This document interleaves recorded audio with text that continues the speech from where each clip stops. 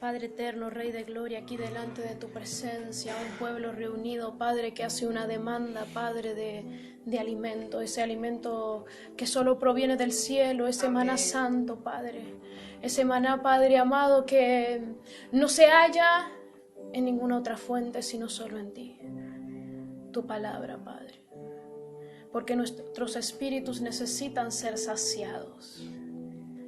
Padre, tú dijiste que tú le darías pan al que come y semilla al que siembra.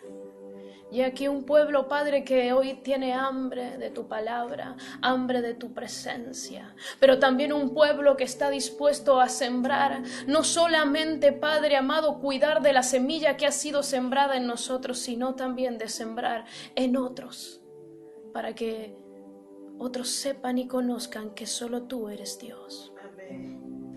Padre, abrimos nuestros corazones en mansedumbre, porque ciertamente, Padre, aquí delante de tu presencia solo una vasija de barro, pero el tesoro, Padre, eres tú.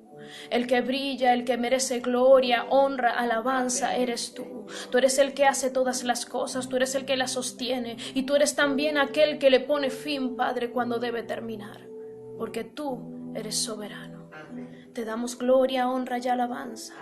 Pedimos que sea tu Santo Espíritu ministrando a cada uno de los que está en este lugar. En el nombre de Jesús, amén y amén.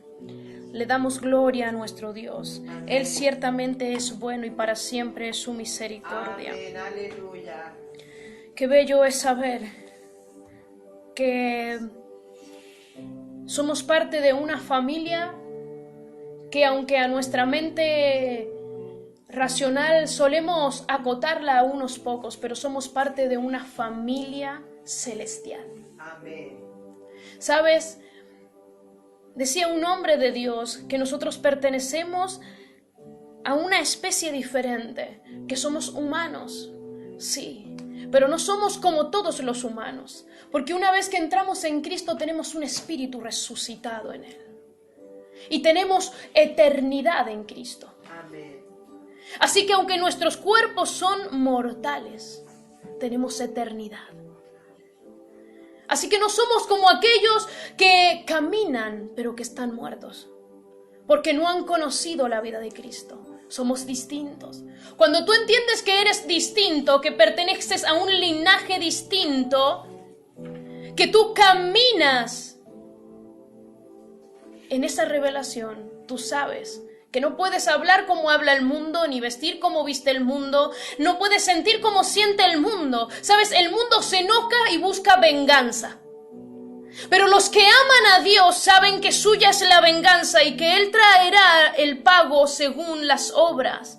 Y sabe que uno solamente se acota a cumplir toda justicia y que Dios es el que defiende nuestra causa. ¿Sabes por qué? Porque tú entiendes que tú perteneces a un linaje distinto. Tú entiendes que tú no eres como las demás naciones. Por lo tanto, no buscas un rey como las demás naciones, porque tu rey es eterno y es soberano. Ese fue el error que tuvo el pueblo, ¿sabes? Que él tomó como común la presencia de Dios. Dice la palabra de Dios que Dios les dijo cuando se estaba construyendo el tabernáculo: no tomarás como común porque esto es cosa santa, es cosa muy santa, es santísima para Jehová. Y el pueblo se acostumbró, naturalizó la presencia de Dios. Si Dios está con nosotros, entonces que mande codornices, que mande carne que nos dé a comer, desafiando y probando a Dios una y otra vez. Un pueblo que no conocía a Dios. Un pueblo que tuvo el privilegio de que Dios se le manifestase reiteradas veces con mano poderosa. Un pueblo que fue ciego a la revelación de un Dios poderoso, aunque el resto de las naciones decía: tengamos cuidado de ellos porque su Dios hizo destrozos en Egipto para sacarlos. Tengamos cuidado de ellos porque los que se han enfrentado a ellos, aunque han sido multitudes, han caído bajo el poder de su Dios. Porque las demás naciones reconocieron quién era Dios. Era el Dios de Israel. Pero Israel no supo decir: es mi Dios, el único y verdadero Dios. Por eso cuando fueron los espías, tuvieron temor de conquistar, porque no conocían a su Dios. Pero no conocían a su Dios no porque su Dios no se les hubiera dado a conocer, sino porque endurecieron su corazón. Porque viendo no vieron y oyendo no oyeron. Porque el pueblo prefirió sacrificar al cordero antes que circuncidar el corazón. Cristo vino a morir a la cruz del Calvario y a pagar el precio para que los corazones de muchos fueran quebrantados y ablandados. Porque era, ¿sabes? Siempre fue más fácil para el pueblo de Israel sacrificar al cordero antes que circuncidar el corazón, antes que humillarse. Por eso hubo ahí entre aquellos fariseos uno que dijo: mejor que uno muera por el pueblo. Era más fácil el sacrificio de otro que el sacrificio de ellos, que reunirse y decir: este es el Hijo de Dios. Pero hoy estamos aquí y no estamos desconociendo quién es nuestro Dios. No estamos desconociendo el sacrificio de la cruz de Cristo. No estamos desconociendo el poder de la sangre de Jesucristo para redimir, para restaurar, para quebrantar. No lo desconocemos. Sabemos quién es nuestro Dios. Dice: el pueblo que conoce a su Dios, ese se esforzará. Y ese es el que pondrá manos a la obra y actuará. Es el pueblo que conoce a su Dios. Porque el pueblo que conoce a su Dios sabe, como David, que aunque iba a enfrentar un ejército gigante, la victoria estaba entregada en sus manos, no porque él había peleado, sino porque su Dios los había entregado. Porque su Dios los había entregado.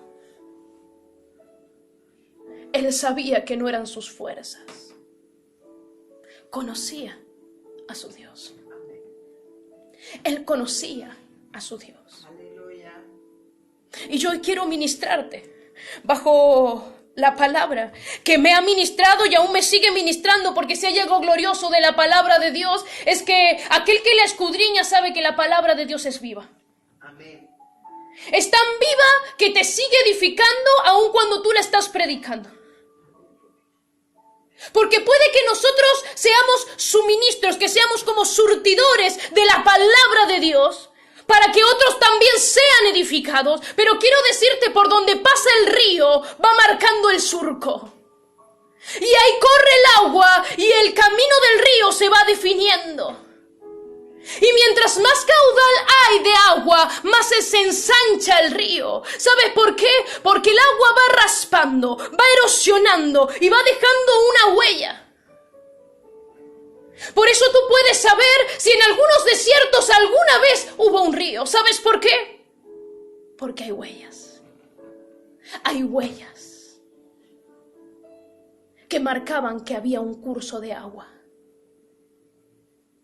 Así que como la palabra es viva, aun cuando tú la predicas, va marcando.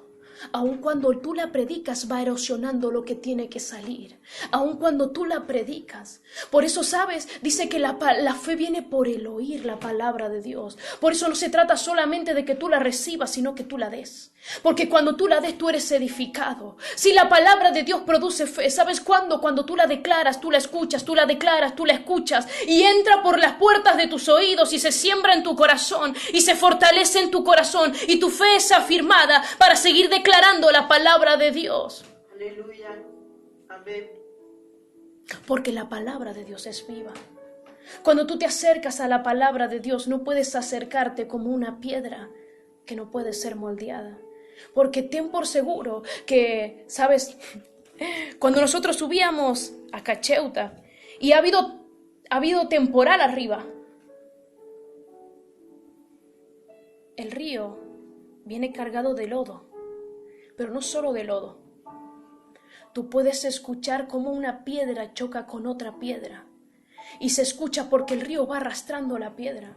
Así que cuando tú te acercas a la palabra de Dios como una piedra, ten por seguro que tarde o temprano esa piedra se va a quebrantar para hacer lo que Dios quiere hacer con esa piedra. Mas es más fácil que tú vengas como barro a ser moldeado. No todos llegamos igual. Algunos sí llegamos como barro, pero otros hemos llegado como rocas. Rocas que han tenido que ser golpeadas y golpeadas y golpeadas. Y tú no entendiste por qué es que tantas cosas Dios permitía sobre tu vida. Y Dios dice, es que yo tengo que hacer de ti otra vez una vasija de barro. Y tú puedes escuchar, ¿sabes? La violencia que trae el río porque las rocas golpean. Y tú escuchas una y otra vez. Con la corriente del río se escucha la violencia que hay. Pero yo voy a decirte algo para la gloria de Dios. Dice que el reino de los cielos sufre violencia. Y son los valientes los que lo arrebatan. Porque no todos se quedan cuando se escucha. No todos permanecen cuando se escucha. No todos persisten, no todos se sostienen, no todos se afirman cuando el temporal llega.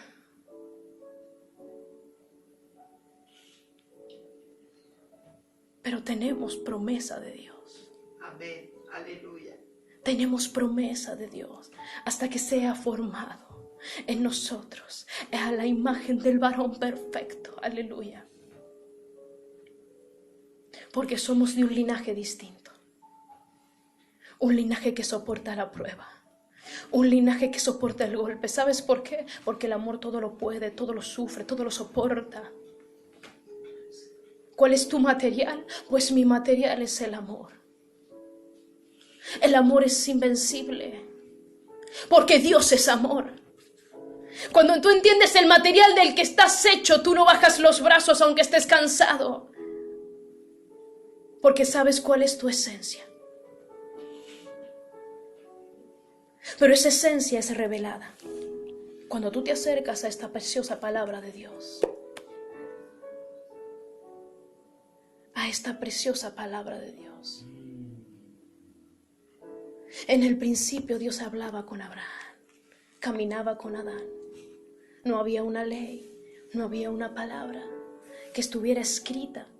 Pero Dios la dejó para moldear corazones, porque sabría que llegaría un tiempo difícil donde muchas voces serían acalladas. Pero este libro es el más reproducido y publicado a lo largo de toda la tierra. Y aún donde no llega, la creación canta de la gloria de Dios. Aún la creación testifica del único y verdadero Dios, el soberano sobre los cielos y la tierra, el creador de todas las cosas.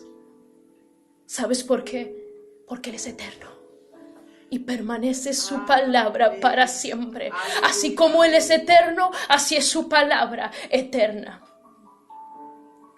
Así que hoy abrimos nuestros corazones para recibir esta palabra. Y esta palabra que aún edifica mi vida. Yo quiero que vayas conmigo al libro de Éxodos. Aleluya. Mi alma te alaba, Dios. En el capítulo 33 de Éxodo. Y dice la palabra de Dios en el versículo 11.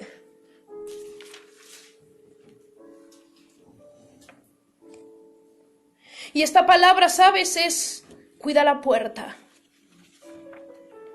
Cuida la puerta.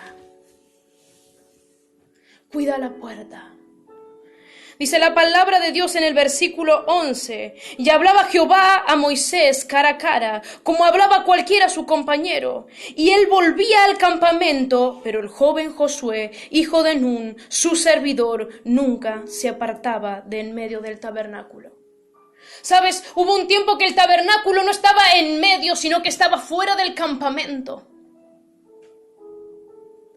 Cuando las tribus se posicionaban,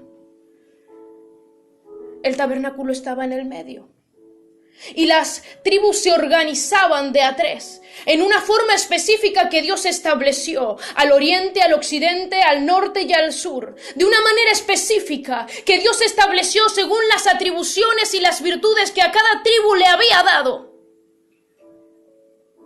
Tú puedes profundizar en ello y hallarás revelación, porque sabes, cada uno de nosotros tiene virtudes y atribuciones. No a todos hizo guerreros, a algunos los hizo adoradores y levitas. No a todos los hizo entendidos en los tiempos, y no a todos los hizo adoradores. No a todos los hizo servidores. Pero todos funcionaban, ¿sabes por qué? Porque estaban en torno del tabernáculo. El problema de la iglesia de hoy es que cada uno funciona según su ministerio sin entender que todo está girando en torno al tabernáculo, en torno a la presencia de Dios. Y si la presencia de Dios no es el centro, no importa de qué tribu tú seas, no importa cuál sea tu ministerio, no va a funcionar, va a fallar, porque eso avanza como Dios dijo o no avanza.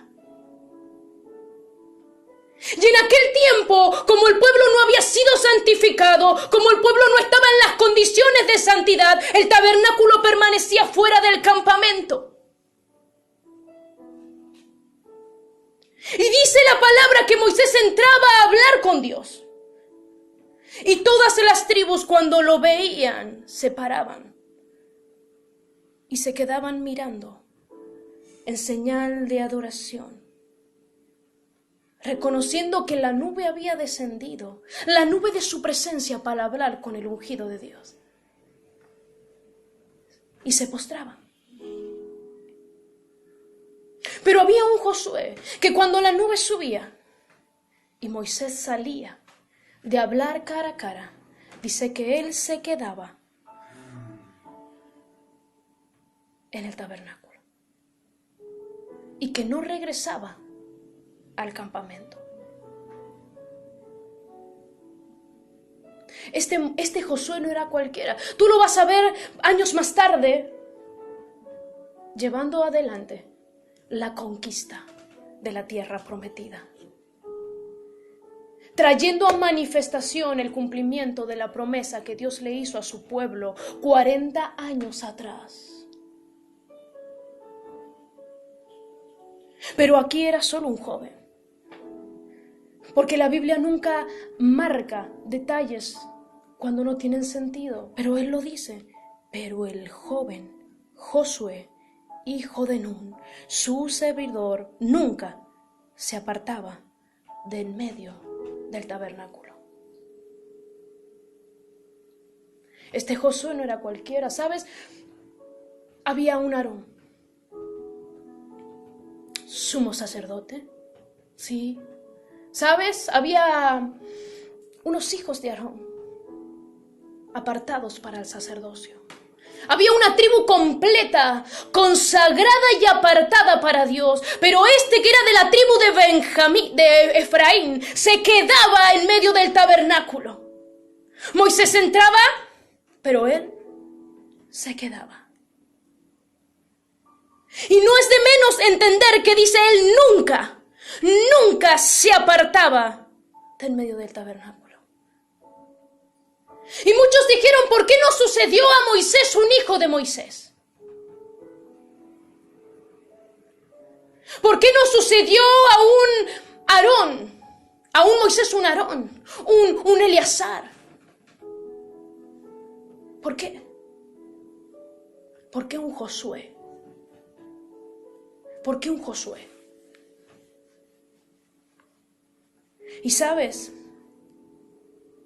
alguien que no se aparta, yo quiero decirte que Josué, dice la historia, la teología, que era probable que Josué fuera uno que estaba preparado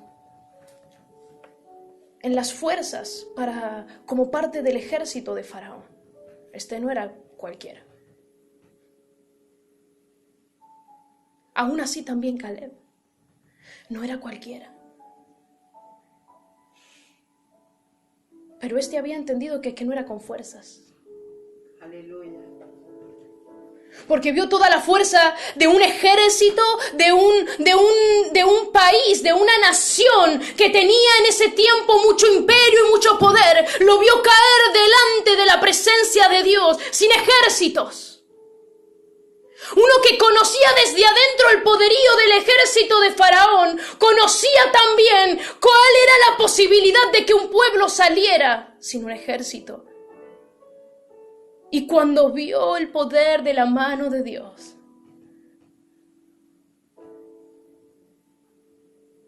él solamente quedó prendido a esa presencia. Dice, nunca se apartaba de en medio del tabernáculo. Él no se apartaba. ¿Sabes qué es nunca? Ni de día ni de noche. El joven Josué no se apartaba ni de día ni de noche. Ni de día ni de noche. Este no era un levita. Este no era de la tribu de Judá, de donde vino nuestro Señor Jesucristo. Este solamente era de la tribu más pequeña. ¿Y sabes dónde tú sabes esto? Cuando tú vas a leer en los Jueces, Gedeón dice, yo de la tribu más pequeña, de la familia más pequeña, y estaba hablando de Efraín.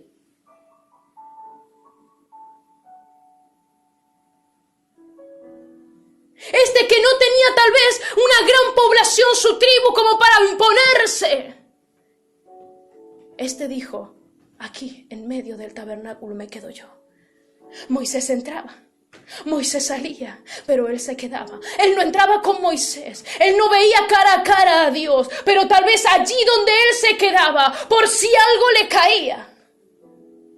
¿Sabes cuántas noches tal vez no pasó nada?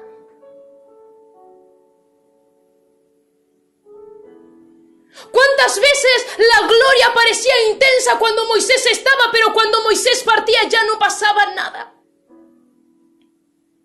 Pero él no estaba ahí por lo que él pudiese sentir o lo que pudiese pasar. Él estaba ahí porque conocía al Dios que había sacado a Israel de Egipto. El poder que había él evidenciado en las manifestaciones de Dios. Por eso él estaba allí. ¿Sabes cuántas veces era de noche? Y él no se apartaba y el campamento estaba de fiesta. ¿Tú crees que desde fuera del campamento no se oía? Cuando el pueblo festejaba. Pero sabes, él estaba en medio del tabernáculo. Porque a él no le alcanzaba la relación con Moisés. Porque eso era importante. Pero no era suficiente. No era suficiente. Él necesitaba más. Así que él se quedaba en medio del campamento, en medio del tabernáculo. Este Josué marcó un precedente. Este Josué marcó un precedente. Este Josué fue el mismo que le dijo, oigan, yo y mi casa serviremos a Jehová.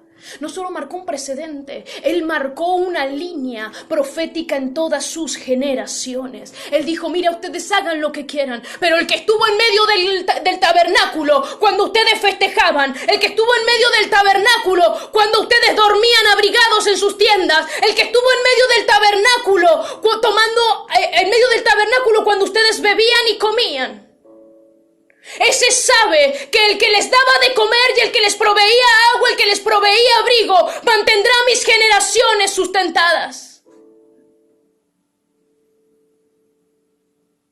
Ahí estaba él en medio del tabernáculo. Y en el medio del tabernáculo estaba sellando noche tras noche, día tras día. Él estaba sellando para sus generaciones.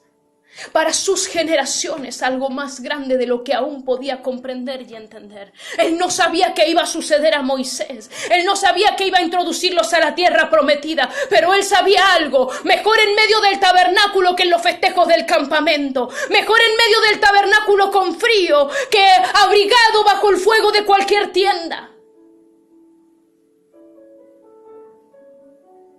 paso a paso, día a día, noche tras noche, sellando sus generaciones. Hoy tenemos un pueblo que no quiere pasar noche y día orando y clamando por sus generaciones, que prefiere ser un Elí que ¿sabes qué fue lo que dijo?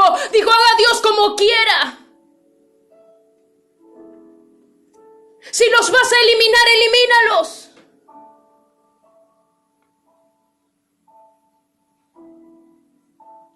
En vez de clamar, clamar, clamar. ¿Sabes por qué Elí no comprendió a una Ana? Y le llamó borracha. Porque hacía mucho que Elí no se quebrantaba delante de la presencia de Dios. Hacía mucho que Elí no oraba y suplicaba por sus hijos. Había ahí una mujer que decía, abre mi vientre para que yo te dé a luz hijos para tu reino. Pero un hombre que tenía hijos destinados desde antes que él naciese para el reino, no clamó, no oró, no buscó, no consagró. Así que cuando Ana clamaba por Samuel, hubo un Elí que estaba a las puertas, pero que había estado de las puertas para afuera durante mucho tiempo, que no entendió el gemir de aquella mujer, que pudo haber prestado atención y haber escuchado cuando aquella dijo que quería un hijo y palabras salieron de su boca y él dijo, Dios te conceda, Dios te conceda. Pero él no prestó atención. Tal vez si hubiera prestado atención, se hubiera puesto de rodillas a clamar como aquella Ana, a suplicar para un cambio. Por eso dice la palabra, obediencia más que sacrificio, prestar atención más que holocausto, porque ahí estaba una Ana, un ejemplo de Dios, un llamado de atención para Elí, para que éste caminara en esa posición, para éste caminara en esa actitud de humillación y rendición, de súplica y quebrantamiento. Pero él no lo supo ver. Porque ciertamente dice la palabra de Dios, cuando ya no había visión y la lámpara estaba por apagarse. Pero este Samuel, ¿sabes? Lo había entendido. Este Josué lo había entendido. Este Josué lo había entendido. Aquí en medio del tabernáculo, nunca se apartaba. Nunca se apartaba, un joven nunca se apartaba. Hoy que dicen hay que cambiar las cosas para llamar a la juventud a los pies de Cristo. Pongamos luces, pongamos una música que sea secular como la del mundo para que los jóvenes vengan. Pues no le hizo falta a un Josué, el poder de Dios lo atrajo. No le hizo falta a un Samuel que cuando oyó la voz de Dios dijo, he aquí tu siervo oye, he aquí tu siervo oye, cuando era tan solo un pequeño.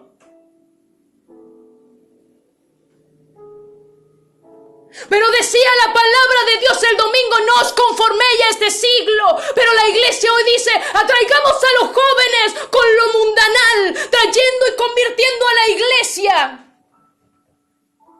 a un Dios que no es Dios. Porque la predicación del anterior domingo, Gaby decía, este pueblo ha hecho su Dios, pero no es Dios. Hizo un Dios, le puso el nombre de Dios y dijo, a este Dios serviremos, a nuestra forma lo hicimos, le dimos imagen y lo diseñamos, lo humanizamos y de repente este es nuestro Dios, pero no es Dios.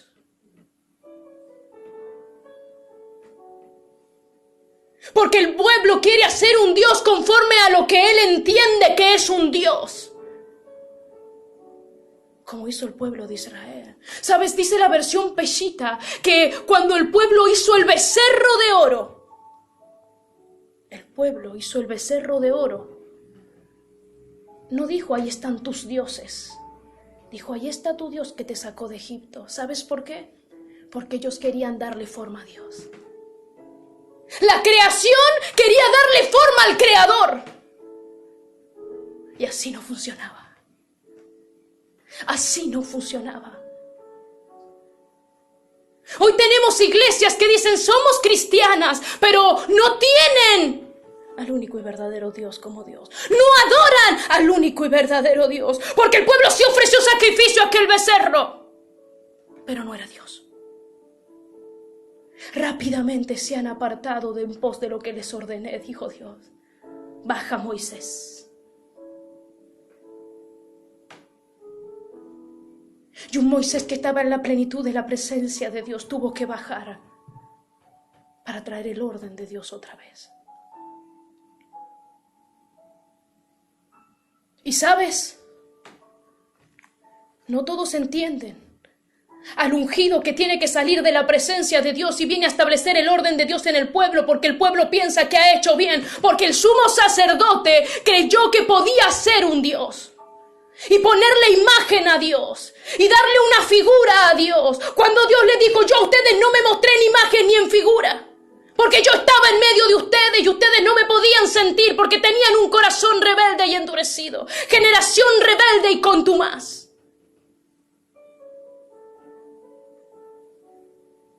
Esa generación era la de la que no era parte un Josué que dijo: yo me quedo en medio del tabernáculo, yo me quedo en medio del tabernáculo, no soy parte de esa generación, yo aquí me quedo en medio del tabernáculo. ¿Y sabes qué hizo? Bendijo sus generaciones. Porque todos los que eran de la edad de él murieron en el desierto, todos los aptos para guerra murieron en el desierto, pero un Josué y un Caleb permanecieron. ¿Sabes cuál fue la diferencia? Un Josué mejor en medio del tabernáculo, mejor en medio del tabernáculo. Y aquí en el medio del tabernáculo, yo y mi casa serviremos a Jehová. Marcó una línea profética sobre sus generaciones. Una línea profética en sus generaciones. Por eso Efraín iba a ser más grande que Manasés. Desde antes que un Josué viniese a la tierra, Dios ya estaba diciendo: escucha, José, Efraín es el más pequeño, pero vendrá a ser más grande que Manasés, aunque este es el primogénito, porque yo lo escogí. ¿Sabes por qué? Porque desde antes de que Josué viniese, ya el corazón de Josué estaba dispuesto a estar en medio del tabernáculo, y sus generaciones estaban dispuestas y consagradas para permanecer en medio del tabernáculo.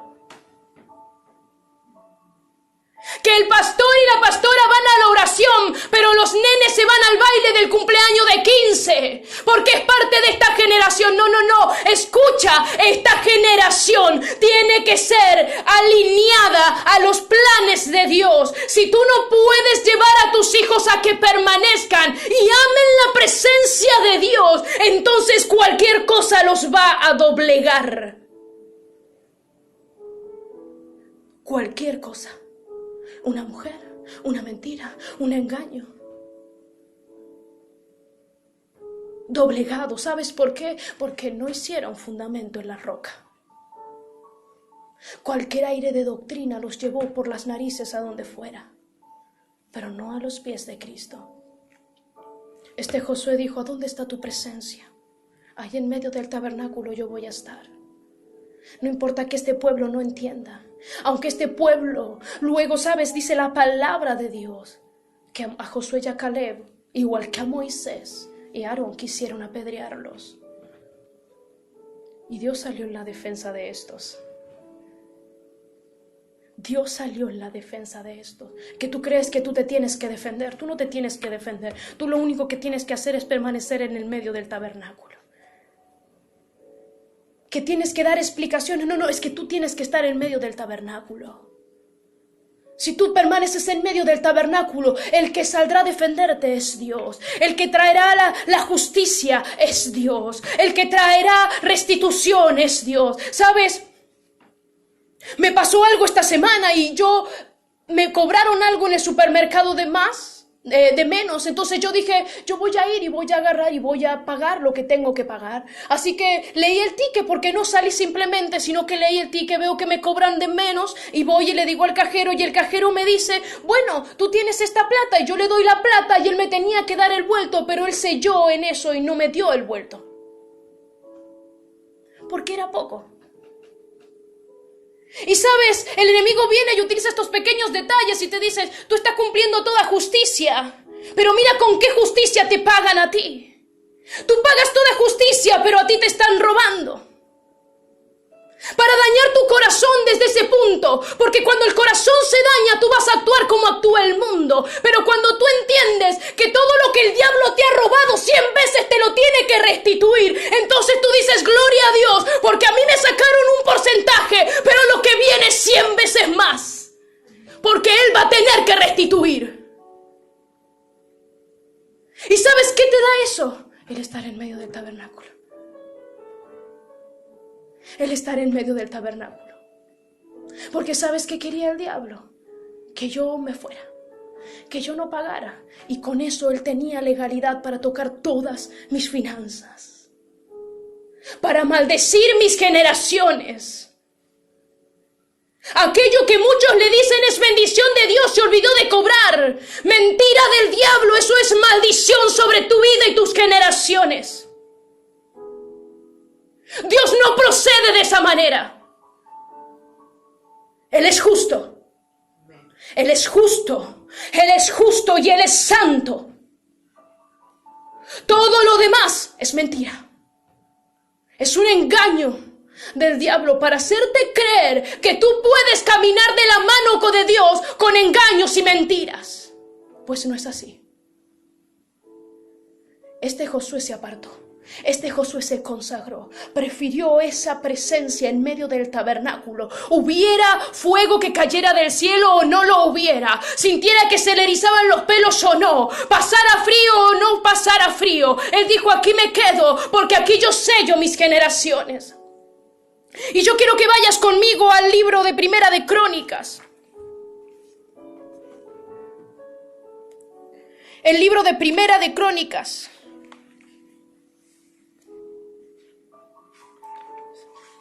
Perdón, Segunda de Samuel, vamos a ver antes, aleluya. En Segunda de Samuel, el capítulo 15. El capítulo 15, el versículo 24. Segunda de Samuel. Perdón, es Samuel 6. 6. El capítulo 6 y el versículo 11. Segunda de Samuel 6, 11.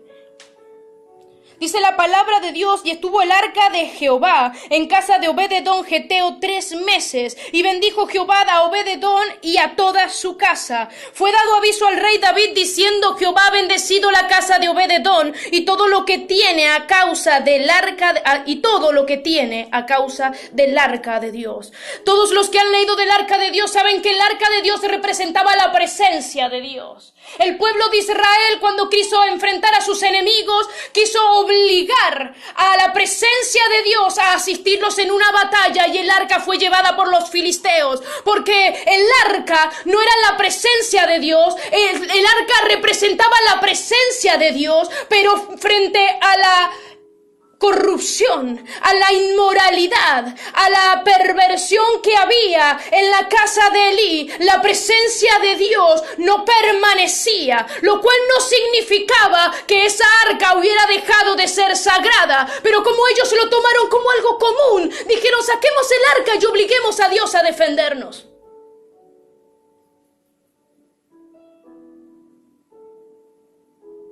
Y sabes, dice acá la palabra de Dios que David trata de llevar, en el capítulo 6 de Segunda de Samuel, trata de llevar el arca a Jerusalén, porque él entiende que es tiempo de trasladar a la ciudad santa, a la ciudad de David, como se le llama también, a Jerusalén, el arca, la presencia de Dios. Porque sabes, Saúl no le había dado importancia. Yo quiero que tú entiendas que mientras el arca estuvo en el tabernáculo y Samuel, luego que el sacerdocio es sacado de la descendencia de Aarón en Elí, el arca no se fue con Samuel. Dice que Samuel ministraba y él se movía de las ciudades, pero él se fue a Ramá, donde él había nacido. El arca no estaba con Samuel. El arca permaneció donde siempre estuvo, en Efraín. Pero dice la palabra de Dios que fue llevada por David. Escuche, el arca estaba en territorio de Efraín. Pues cuando Josué conquistó, estableció el arca y el tabernáculo allí. Cuando cae el sacerdocio en Elí, el arca quedó allí, pero Samuel estaba en Rama. Cuando Saúl es establecido como rey y desobedece a las palabras de Dios, no consulta. A Saúl no le importa qué es lo que tenga Dios para decir. Pero cada vez que David se movía, dice que él consultaba a Dios. Consultaba a Dios. Y yo quiero decirte algo. Él trata de trasladar el arca. Y pensó que podía trasladar el arca de la misma manera en que los filisteos habían devuelto el arca cuando la tomaron en la guerra. Y preparó 2 bueyes preciosos, tal vez, los más nuevos, intocables, gigantes. Pero, ¿sabes? No era la forma en que Dios estableció trasladar el arca. Porque el arca representaba la presencia de Dios. Y yo quiero decirte que podemos profundizar en esto, pero no tenemos tiempo. Pero dice la palabra de Dios que estuvo 3 meses en la casa de Abinadab, y allí en Abinadab no pasó nada. Que estuvo más años en la casa de Abinadab. Y 3 meses solamente en la casa de Obed-edom. Pero allí en la casa de Obed-edom hubo cosas maravillosas que ocurrieron. Durante tantos años, los hijos de Abinadab, que no eran sacerdotes, de manera que no debían tocar el arca, tomaron como común el arca. Y David no era sacerdote, ¿sabes? David tenía mucho conocimiento de Dios, pero él no era sacerdote, él era de la tribu de Judá. Así que ahí debía haber habido un sacerdote que estaba con David, que le dijera: mira, David, hay un procedimiento para mover el arca, no cualquiera lo puede hacer y no es a tu manera. El arca tiene que ser llevada sobre los hombros de sacerdotes consagrados, no puede cualquiera hacerlo, no puedes mandar bueyes, eso no puede ser. ¿Sabes por qué? Porque cuando tú vas más adelante, cuando te das cuenta que lo que antes era la sombra, pero luego vino la sustancia, tú comienzas a entender que era necesario que la presencia cargara sobre los hombros, porque cuando Cristo vino, dijo que nos hizo a nosotros templo de su Espíritu Santo. Así que la presencia estaba en nosotros. Y Cristo está en nosotros, y su Espíritu está en nosotros, y opera a través nuestro para gloria y honra de su nombre. Así que el arca de la presencia de Dios era trasladada de una forma específica. Pero cuando Usa decide tratar de rescatar la presencia de Dios, dice que muere. Y esto generó aflicción en David y temor, y dejaron el arca en la casa de Obed-edom. Tal vez Obed-edom pudo haber sentido exactamente lo mismo y haber dicho: no la traigan aquí. ¿Qué puede hacer esta arca? Generaciones atrás no hizo nada en la casa de Abinadab. Acaba de morir alguien. ¿Para qué van a traerla a mi casa? Pero hay una diferencia, porque Obed-edom era levita. Así que cuando el arca entró en la casa de Obed-edom, el tiempo que estuvo en ese lugar, estuvo bendecida aquella arca, aquella casa. Y yo quiero decirte que no debe haber sido una bendición chiquita. Porque para que estos dijeran todo ha sido bendecido, es porque probablemente desmedidamente fue bendecido, porque aquel entendió que lo que estaba entrando en su casa no era cualquier cosa, no lo tomó como común, dijo: es la presencia de Dios la que viene a mi casa. Así que tal vez Abinadab tenía el arca tapada con unas telas, sin dedicarle tiempo, sin ofrecer sacrificio, sin traer incienso, pero había un Obed-edom que era levita, que dijo: esa arca es santa, y donde vaya a estar tiene que ser santificado. Y probablemente aquel Obed-edom puso en línea a sus hijos y le dijo: miren, esta es el arca de Dios, yo les he hablado porque ustedes saben que han sido consagrados. No van a tratar como común esto. Y durante esos meses que estuvo el arca en la casa de Obed-edom, todo fue bendecido. La bendición no estaba en lo que Obed-edom tenía. No estaba en sus hijos, que la palabra más adelante en Crónicas dice que eran fuertes. No estaba en su esposa o en su linaje. La bendición de Dios venía en la presencia de Dios. Por eso cuando tú dices, bendíceme Dios, y Dios te dice, ¿por qué no entras en mi presencia? Dios me ministraba en estos días y me decía, la diferencia entre los que caminan ahora en el tiempo, en el cronos, los que caminan en este tiempo y los que caminaban conmigo como un Enoc, es que Enoc caminó tanto tiempo que dejó de estar en el tiempo para entrar en la eternidad. Porque tú no puedes estar con Dios en el tiempo porque Él es eterno. Así que cuando tú subes al monte, lo que tú estás haciendo es entrando en su eternidad. Por eso es que tú vas a ver que aquellos que aman la presencia de Dios, su tiempo físico no corre igual que el de los demás.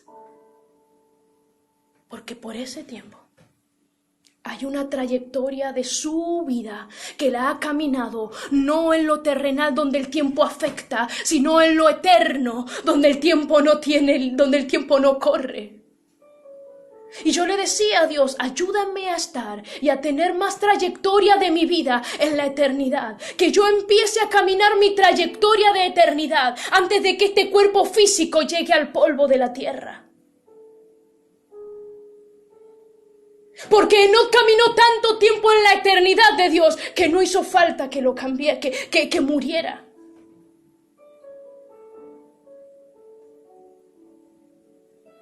Trayectorias en la eternidad de Dios solamente se logran en la presencia de Dios. Y este Obed-edom estaba entendiendo. ¿Sabes qué dijo Obed-edom? Yo me acuerdo de uno que no era levita, de uno que permaneció en medio del tabernáculo y que dijo, mi casa y yo serviremos a Jehová. Yo me acuerdo de aquel Josué que consagró su vida a Jehová, que estuvo dispuesto y toda su vida y su familia y sus descendencias y sus generaciones estuvieron captadas por la presencia de Jehová. Yo me acuerdo de ese. Así que cuando entre la presencia de Dios a esta casa, nada quedará igual. Él lo sabía, él estaba seguro de que eso iba a acontecer. Así que, ¿sabes? Él no recibió el arca con temor. Él recibió el arca.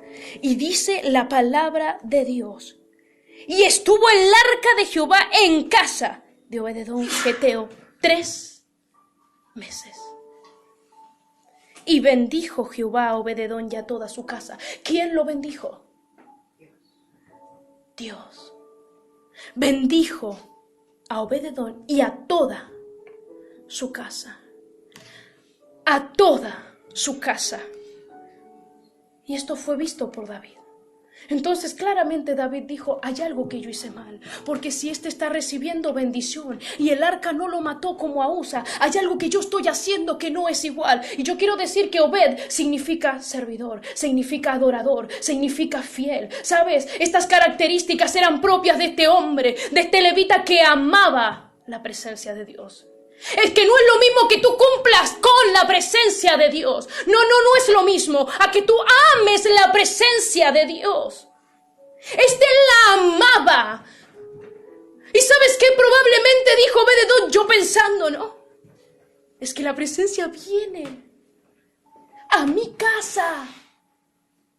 Muchos tuvieron que subir al monte a buscar la presencia. Abraham estableció altares, ofreció sacrificios para estar en la presencia. Y yo tengo el privilegio que el arca, su presencia venga a mi casa. A mi casa viene su presencia. Aleluya. Hay una diferencia radical. Este se sentía privilegiado. Sí había muerto un hombre, pero la presencia santa, poderosa y gloriosa de Dios, representada en el arca, estaba entrando a su casa. Era imposible que su casa no fuese bendecida.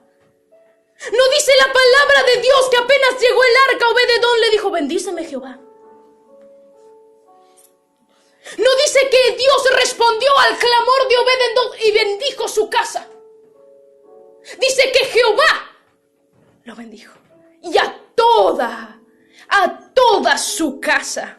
Jehová ha bendecido la casa de Obed-edom y todo lo que tiene a causa del arca de Dios. Entonces David entendió.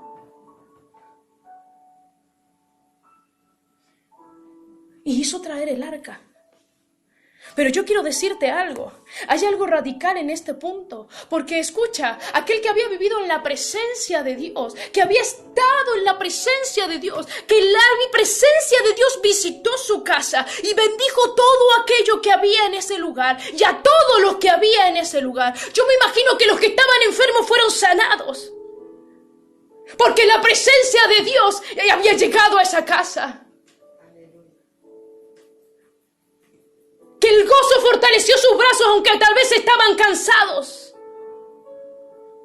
Porque el gozo del Señor mi fortaleza es. Que si había falta de esperanza, la esperanza volvió. ¿Sabes por qué? Porque la presencia entraba. Y de repente 3 meses después aparece el rey David y le dice: mira, Obed-edom, hemos visto que Jehová ha bendecido tu casa por causa del arca, así que el arca será llevado a Jerusalén. Quiero que imagines el panorama de alguien que ama la presencia de Dios y le están diciendo que aquello que representaba el arca de la presencia de Dios sería quitada de su casa. Sería llevada a Jerusalén.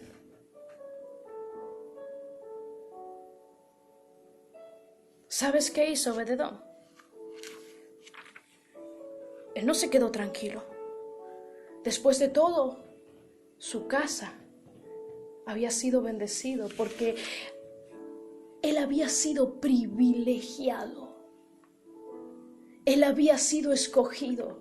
Él no estaba en los números, no estaba en los papeles, no estaba escrito y seleccionado. Tal día le toca a Obed-edom por suerte cuidar el arca. Eso no había pasado. Pero esto abrió sus brazos y recibió. Recibió y adoró, recibió y adoró. Porque antes, ¿sabes por qué? Porque antes de recibir estaba adorando. Obed, antes de recibir, él ya estaba adorando. A Obed, antes de ver, él ya estaba agradeciendo. Así que Dios bendijo todo y su casa. Pero dice la palabra, y quiero que te vayas conmigo. Primera de Crónicas, capítulo 15, ahora sí nos vamos a ir a Crónica. Dice la palabra de Dios en Crónicas, capítulo 15, versículo 24.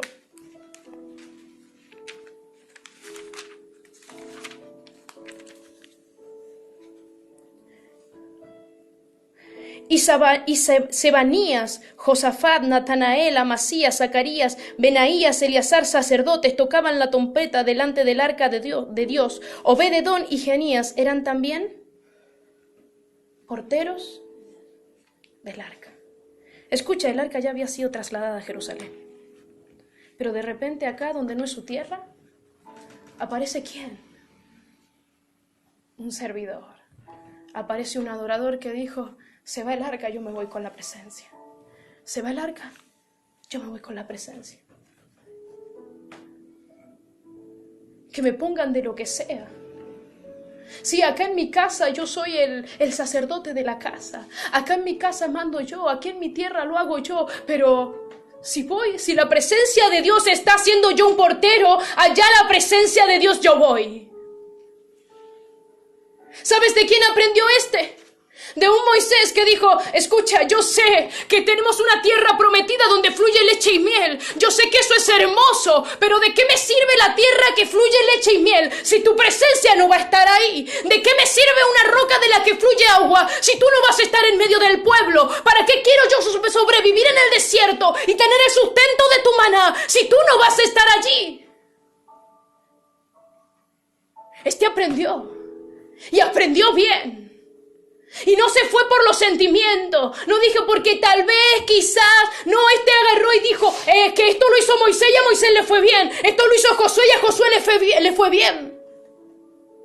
Este dijo, yo voy a guardar las palabras de mi Dios y voy a caminar en ella, porque eso se le mandó a Josué. No te apartes ni a derecha ni a izquierda, mantente en el centro de mi voluntad y yo voy a prosperarte, y como estuve con Moisés estaré contigo. Así que este Obed dijo, si el que cuidaba el arca antes que Moisés se fuese fue bendecido, él y toda su casa, entonces yo voy a hacer lo mismo. Yo voy a hacer lo mismo. Yo me voy a abrazar a esta presencia. Y si la presencia se mueve, yo me muevo a donde esté la presencia de Dios. Así que cuando el arca fue trasladada a la ciudad de Jerusalén, este fue. Pero este no se fue solo. No dijo, mire, yo voy solo. Porque había algo. Moisés se había movido solo. Moisés entraba a la presencia de Dios y salía. Hablaba con Dios cara a cara y salía. Y nada se sabe de sus hijos, ¿sabes? Pero este dijo, no, yo no me voy solo. Aquí yo y mi casa. Yo y mi casa. Si un Josué lo hizo, yo también lo puedo determinar. Y dice que sus hijos fueron, y tú vas a leerlo más adelante. No quiero profundizar más, pero tú puedes ir en el capítulo 26 de Primera de Crónicas, en el 8 y en el versículo 15, dice la palabra de Dios que los hijos de Obed Edom eran porteros de la puerta del sur, y que a sus hijos Dios le había dado la casa de provisión, la casa de almacenamiento. Escucha lo que le había dado. Es que cuando la presencia de Dios llegó a la casa de Obed Edom, los ungió con una unción de provisión tan grande que cuando tocó suerte a los hijos de Obed Edom se les dio la casa de provisión. Porque probablemente lo que ellos tocaban se multiplicaba. No era por causa de ellos, era porque ellos se habían movido de donde ellos estaban a donde estaba la presencia. Porque habían entendido que lo que ellos cargaban no lo cargaban por quienes ellos eran, sino por quien Él era. Por quien era su Dios. Por quien era su Dios. Así que aquellos hombres dijeron, si papá va allá, si el sacerdote de esta casa va hasta la presencia de Dios a ser un portero habiendo sido acá el jefe de casa, allá vamos nosotros a ser porteros también.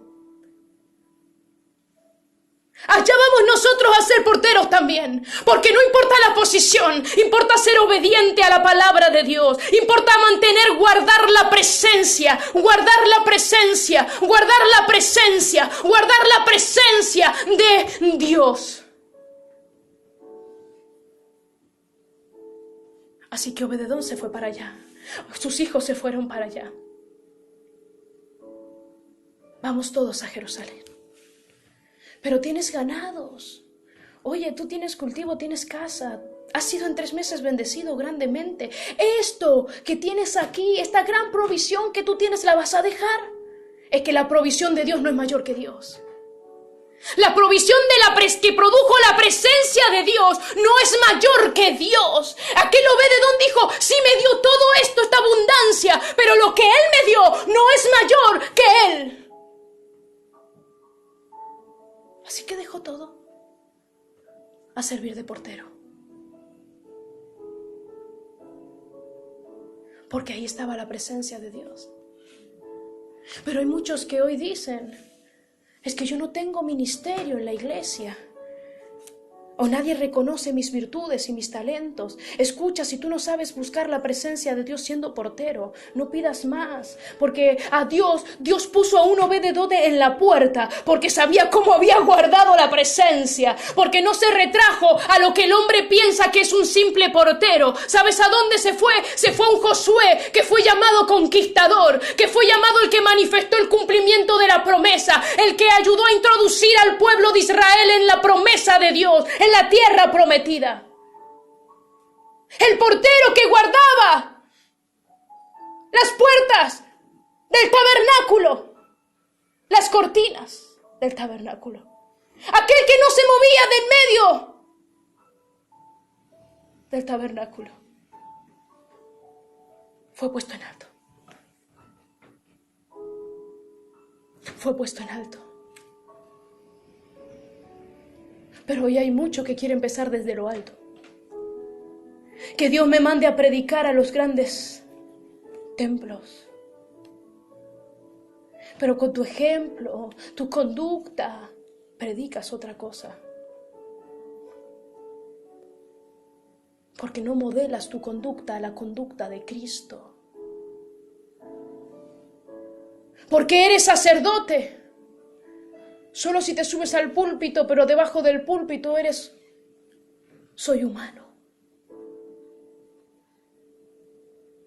Y sí es verdad. Pero el hecho de que seamos humanos y que tengamos todavía y carguemos con una naturaleza no hace que podamos justificarnos en ella, porque Cristo venció, Él venció, Él venció, Él venció, Él venció y puso en nosotros esa victoria para vencer al pecado una y otra vez. Por eso le dijo, mira Caín, el pecado está a la puerta, pero tú te debes enseñorear sobre él, tienes el poder de hacerlo. Así que cada vez que caemos en las flaquezas y en las debilidades, no podemos justificarnos y decir, es que me puedo equivocar. Sí te puedes equivocar, pero eso no justifica. Porque Dios te dio el poder para enseñorearte sobre todo aquello que quiere tomar en cautividad tu vida, tus decisiones. Esa es la palabra de Dios.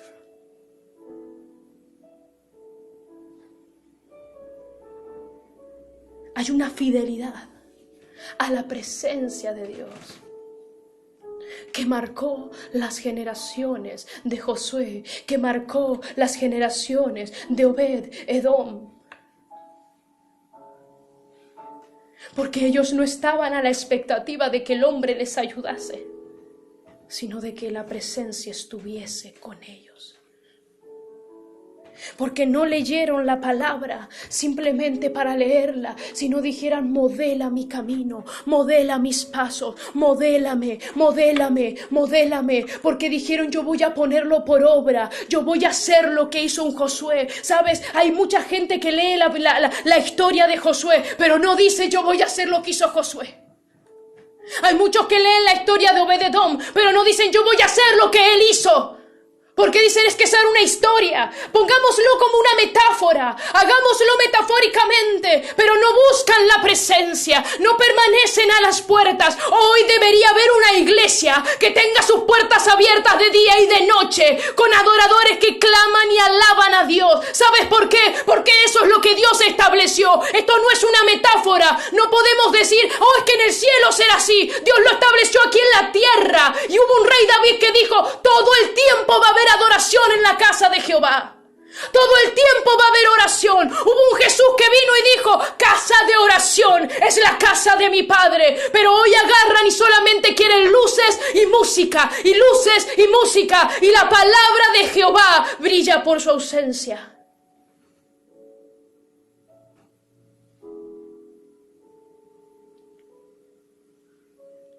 Yo voy a decirte algo. La gente,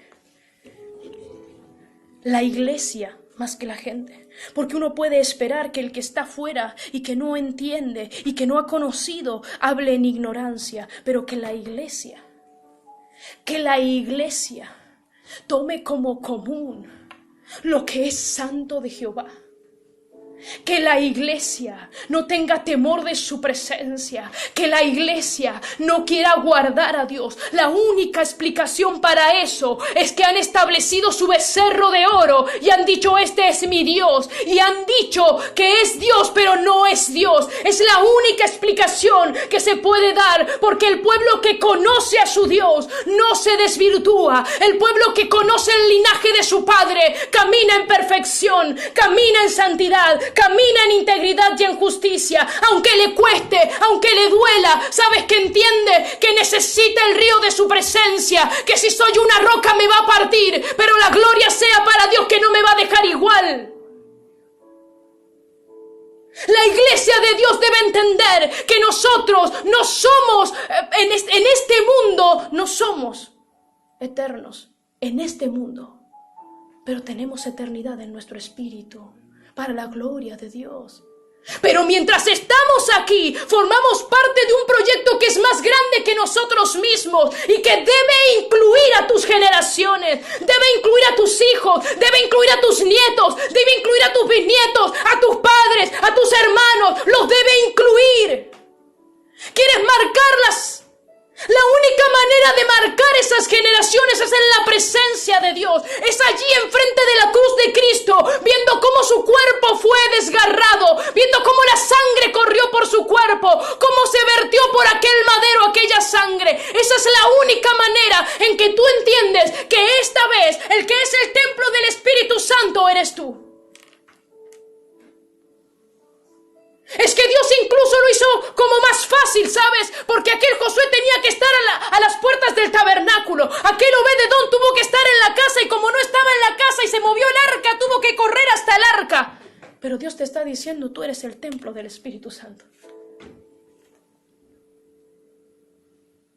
Es que no tienes que correr a ningún lado. Tú eres el templo. Tú eres el templo. Tú eres el templo. Tú eres el templo. Pero ¿quién está guardando tus puertas?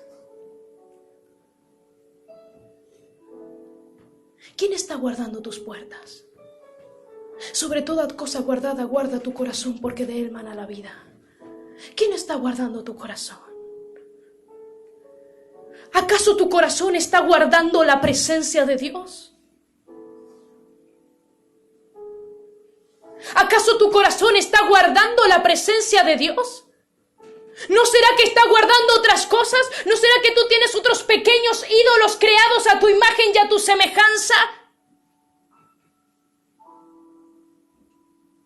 La iglesia de Dios no humaniza a Dios para justificarse. Porque Él es soberano. Él es Dios. Y nuestra justicia es trapo de inmundicia para Él. ¿Vendré yo a decirle a mi hacedor cómo ha de hacer conmigo? Él es mi alfarero.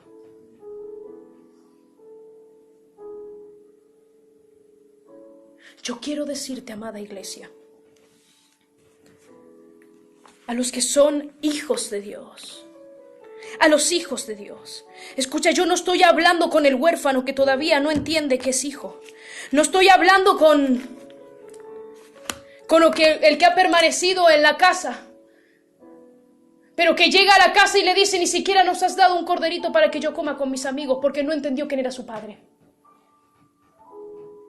No, yo estoy hablando con los que son hijos de Dios, con aquellos que adoran a lo que conocen.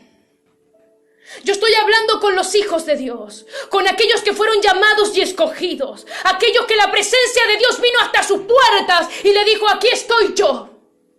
Y yo soy el que soy. Y fuera de mí no hay Dios. Y no adorarás a nadie más. A mí me servirás, a mí me adorarás. Yo soy el que puso a su Hijo para la redención de tus pecados. Yo soy el que soy. A los hijos.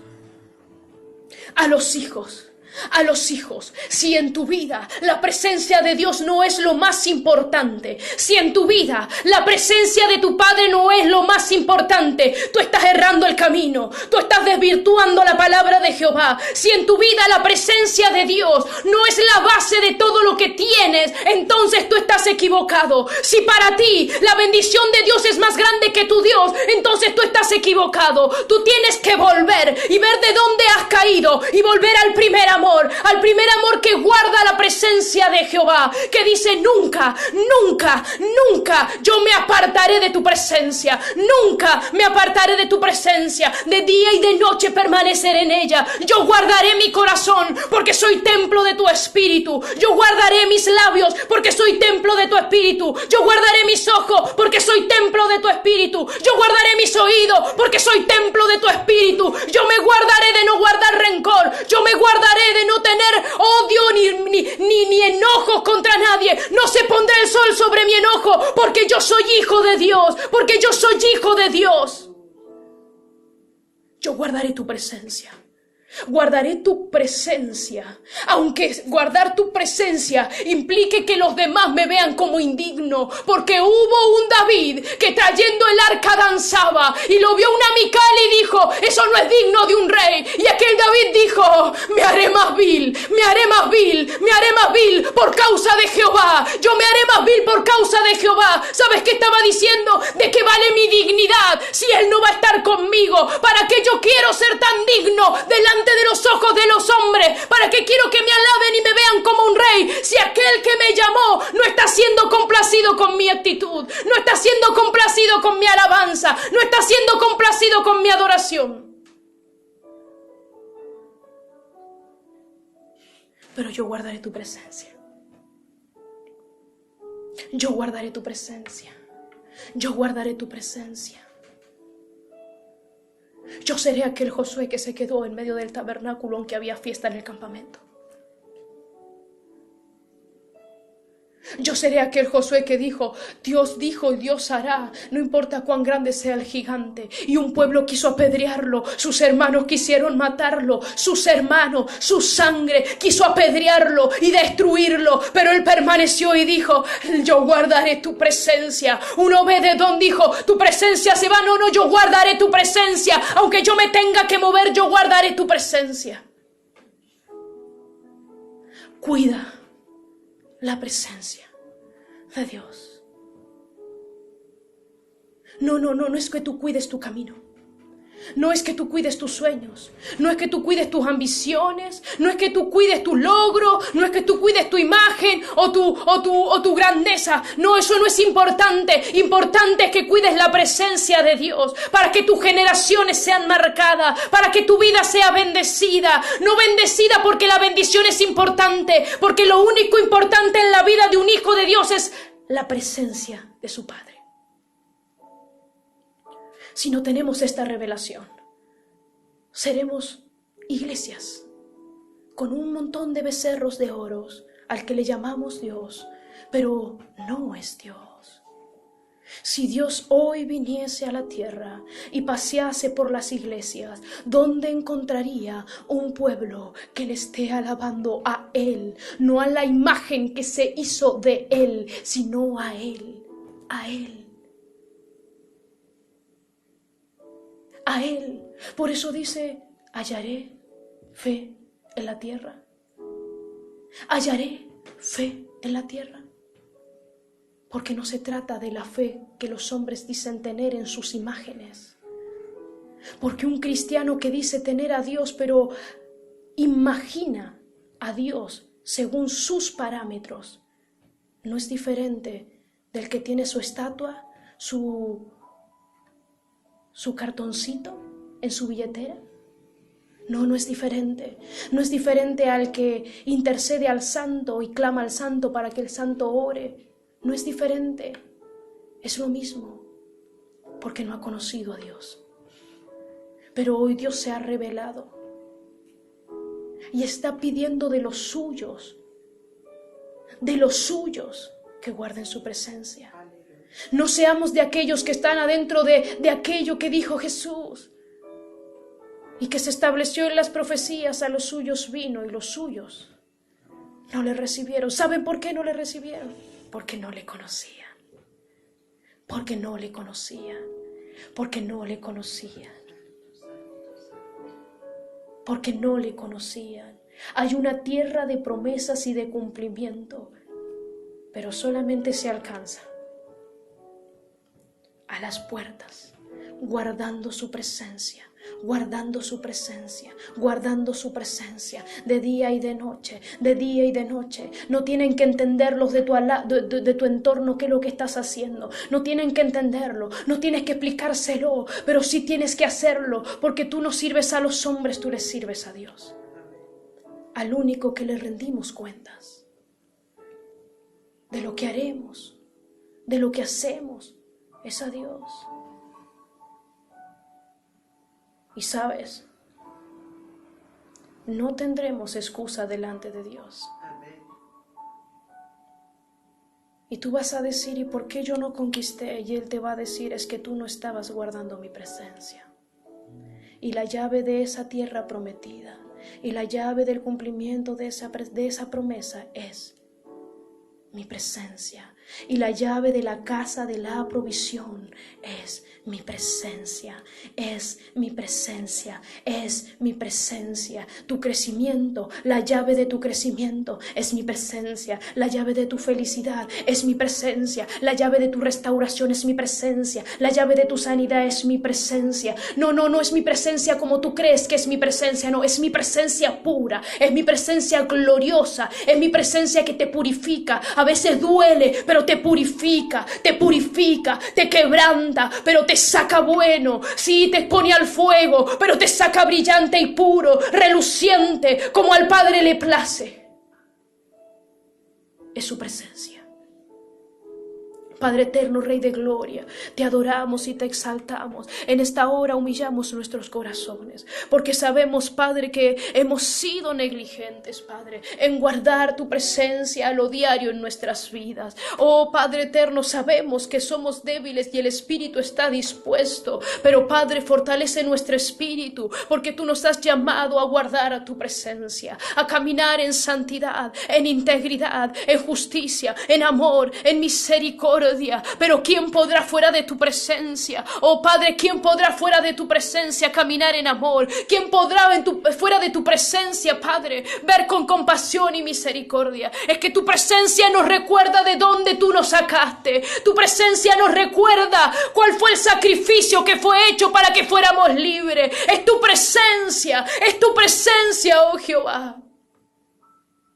Ayúdanos a permanecer en tu presencia. Ayúdanos a caminar en tu eternidad. En el nombre de Jesús. Amén.